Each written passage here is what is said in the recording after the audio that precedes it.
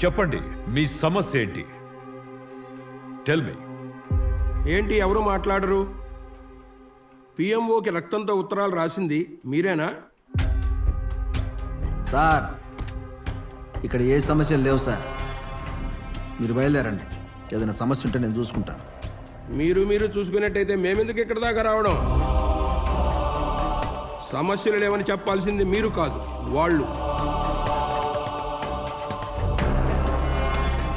సరే కానివ్వండి. మీకు 2 నిమిషాలు టైం ఇస్తున్నాను.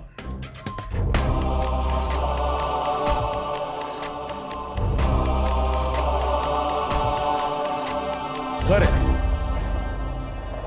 మీ రాయపులంక రైతులకి ఏ సమస్యలు లేవని, అంతా బాగుందని, ఆ ఉత్తరాలు మీరు రాసినవి కావని ఈ కమిటీ భావిస్తూ సెలవు.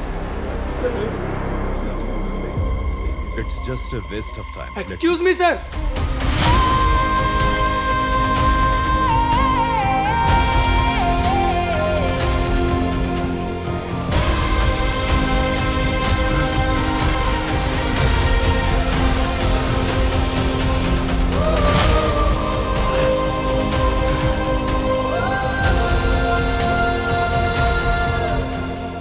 Are you okay mister? I'm absolutely fine.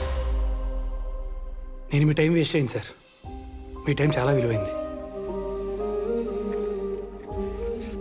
పాపం పేద రైతులు సార్. ఈ పంట పోతే ఇంకొకటి, అది పోతే మరొకటి. అప్పు చేసి మరీ పూలు సాగు చేస్తూనే ఉంటారు సార్. వీళ్ళ టైంకి విలువే లేదా? ప్రేమికుల రోజు నుంచి రిటైర్మెంట్ ఫంక్షన్ వరకు అంతెందుకు సార్, పుట్టినరోజు నుంచి చావు కార్యక్రమం వరకు అన్నిటికీ పువ్వులు కావాలి. కానీ అవి పండించేవాడి కష్టాలు కన్నీళ్లు మాత్రం మీకు అవసరం లేదు. ఒక రైతు రాత్రింపవాళ్ళు కష్టపడి పువ్వులు పండించి వచ్చే డబ్బులతో కూతురు స్కూల్ ఫీజు కడదామని ఆశపడితే పాడుగ ఖర్చులు కూడా మిగలకపోగా ఆ పూలని రోడ్డు మీదో కాలువలోనో పారేసి ఉట్టి చేతులతో ఇంటికి వెళ్ళిపోతున్నాడు సార్. పండగంటేనే పువ్వులు. అలాంటి వీళ్ళ జీవితాల్లో ఏ పండగలు లేవు. కడుపు నిండా తినడానికి తిండి లేదు. వేసిన పంట చేతికొస్తుందో లేదో తెలియదు. వచ్చినా మార్కెట్కి చేరుతుందో లేదో తెలియదు. ఒకవేళ చేరినా ఆ బడా సాబులు ఎంత ముష్టి పారేస్తారో తెలియదు.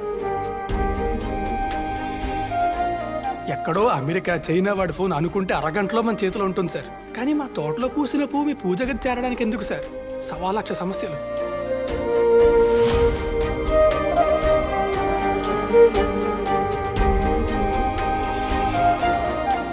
వీళ్ళకి జీతాలు, బోనస్లు, ఇంక్రిమెంట్లు ఉండవు సార్.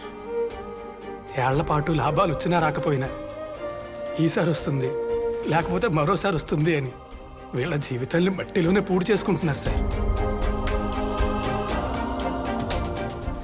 పూల సమస్యల గురించి ఎంత అద్భుతంగా చెప్పావు. ఎవరు నువ్వు?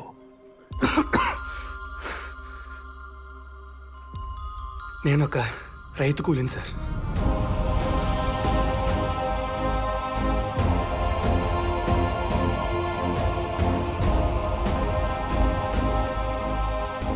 రాయపులంక ప్రస్తుత మార్కెట్ కమిటీని రద్దు చేసి ఇకపై పూల రైతులు తమ ఇష్టం వచ్చిన రేటుకు పూలు అమ్ముకునేలా తీర్మానిస్తున్నాం.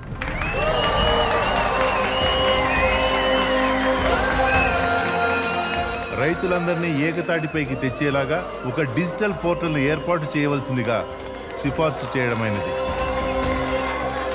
మునపటి మార్కెట్ కమిటీ చేసిన అక్రమాలను నిగ్గు తేల్చేలాగా ఒక కమిటీని వేయవలసిందిగా ప్రభుత్వాన్ని ఆదేశించడమైనది.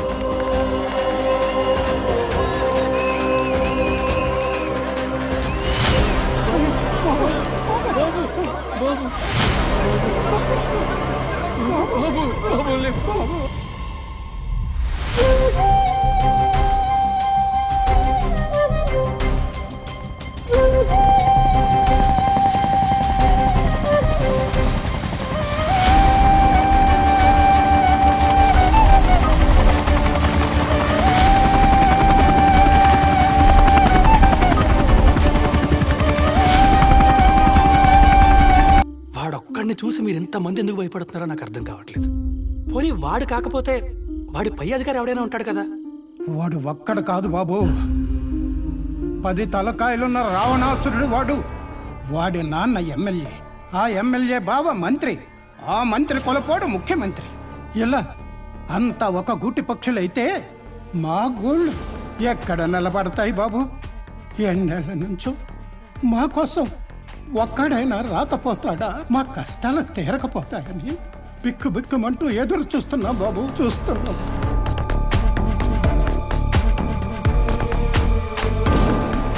నేను ఏదో ఒకటి చేసి మీ సమస్య తీర్చానని అనుకున్నా, కానీ ఇదే సమస్య మళ్ళీ ముందు ముందు రావచ్చు. కాబట్టి దీనికి బీజం మీ నుంచే రావాలి. తాడిని తన్నేవాడు ఒకడు ఉంటే దాని తలని తన్నేవాడు ఇంకొకడు ఉంటాడు. మనం వాడిని పట్టుకుందాం. వాడు మీ మీద చేసే అరాచకాలు, వాడి వల్ల మీరు పడే కష్టాలు, ఇవన్నీ ఒక పేపర్ మీద రాసి సంతకం పెట్టి నాకు ఇవ్వగలరా?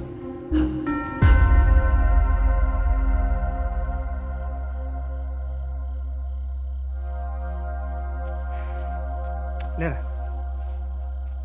ఆడింట్లో పనిచేసే పాలేరుకి ఎదురు చెప్పినందుకు ఈ నాలుగు కోసేశాడు ఎమ్మెల్యే.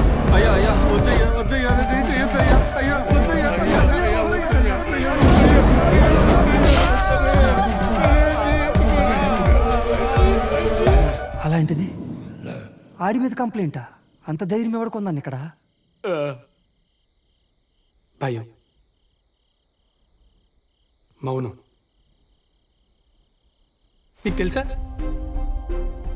భీష్ముడు తన జీవితంలో చేసిన ఒకే ఒక్క తప్పు, కోపం ప్రదర్శించాల్సిన చోట మౌనంగా ఉన్నాడు. ద్రౌపది వస్త్రాపహరణం జరిగినప్పుడు. కానీ జటాయువు తన జీవితంలో చేసిన ఒక్క మంచి పని, సరైన సమయంలో తిరగబడ్డాడు. రావణాసురుడు సీతనెత్తుకెళ్ళినప్పుడు వాళ్ళ సమయం వచ్చినప్పుడు ఇద్దరు చనిపోయారు. కానీ భీష్ముడి చావు అత్యంత దీనంగా అంపశయ మీద జరిగితే జటాయువుకి దక్కింది ఆ శ్రీరాముడి ఒడి. అన్ని వేళలా మౌనం కూడా పాపమే. కట్టేసి కొడితే పిల్లి కూడా తిరగబడుతుంది. అవసరం వచ్చినప్పుడు మనిషి కూడా మారాలి, లేవాలి, ఎదురు తిరగాలి. మీలో ఒక్కడు తిరగబడితే 100 జీవితాలు బాగుపడతాయి. 10 మంది తెగిస్తే ఒక తరమే బాగుపడుతుంది. లేస్తాను బాబు.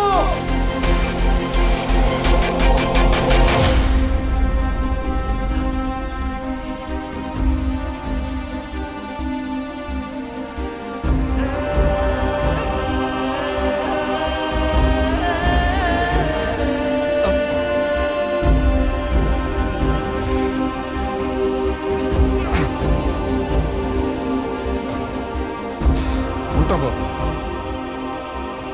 నేను పెడతాను బాబు.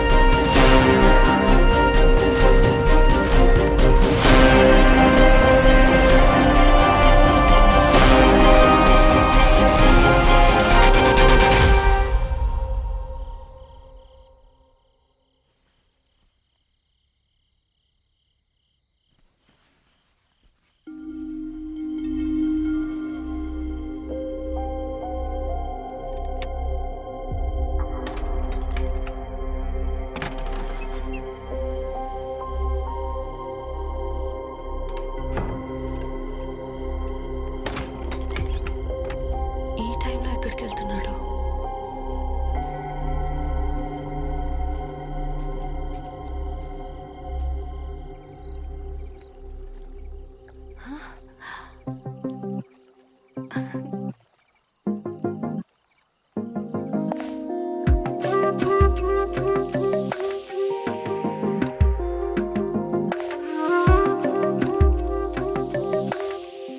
Happy birthday